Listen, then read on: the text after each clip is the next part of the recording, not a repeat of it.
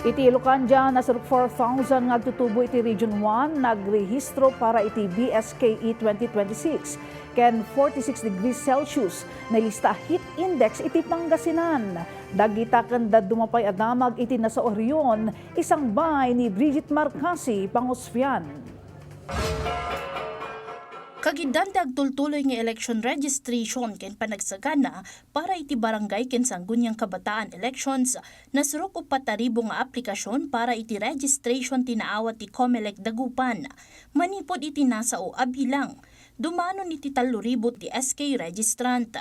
Sigon iti COMELEC Dagupan, mangrugi inton May 11 aging May 18 na maiyakar ti venue para iti registration iti Dagupan City Astrodome para iti nawaywayang nga espasyo kas panagsagana da iti posible a panagdagsa dagiti agrehistro iti maudi nga aldaw. I-remind ko lang po kayo na until May 18 na lang po ang ating registration. Wala na po yung extension. So, kung pupunta ho kayo before last week, nasa 5 minutes, 10 minutes lang ho yung proseso. But based on our observation and experience, kapag last week ko umaabot ho ng ilang oras bago matapos yung pagpaparesto, sa kadahilanan, yung pila ho yung nagpapatagal. So, as early as now, magsitungo na ho kayo sa tanggapan ng comment. Kabayatan na, mabalbalakada nagiti umili iti Region 1 ng runa iti Pangasinan para iti panagtalinaed da hydrated. Agaraman iti payong wenno abaniko a makatulong kontra iti napudot a panawen. Kasaruno dayto iti agsasaruno apan naka-record tinangato a temperatura iti probinsya. Idila ang kalman, dimanon iti 46 degrees Celsius ti temperatura ijay Dagupan ama ay konsidera kas dangerous level bayat na i-record iti 43 degrees Celsius ti heat index ita nga aldaw. Iti sabali a Bangir, palpatibkeren ti Philippine Health Insurance Corporation ti membership para iti yaman ng kalusugan program wenno yakap ijay La Union. Iti datos nga minti PhilHealth, kagudwala ang kadagiti beneficiaries da ti rehistrado iti programa.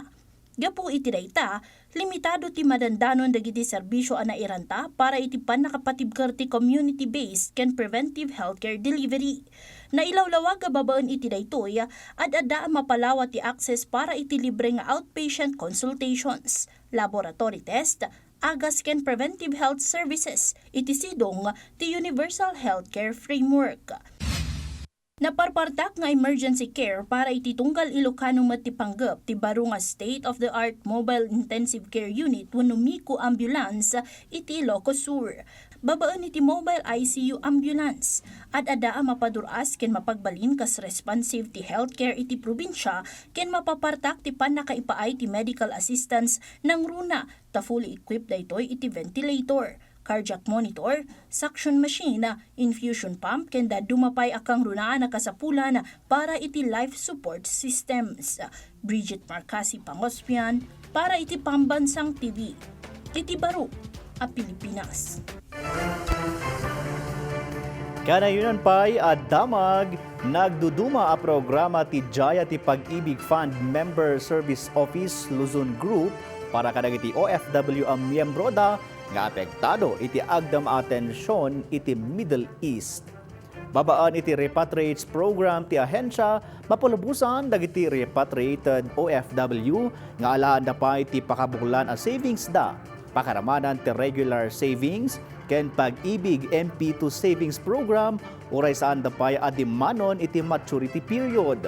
Mamati ti ahensya ang makatulong datapno makasubot dagiti miyembro da iti epekto ti krisis.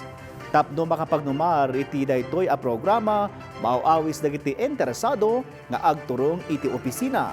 Awan tinaytuli nga deadline iti daytoy a programa. Pwede po nilang kuharin muna yung kanilang savings para po makatulong, para po makarecover muna po sila dito sa atin pong sa bansa po na pagbalik po nila dito.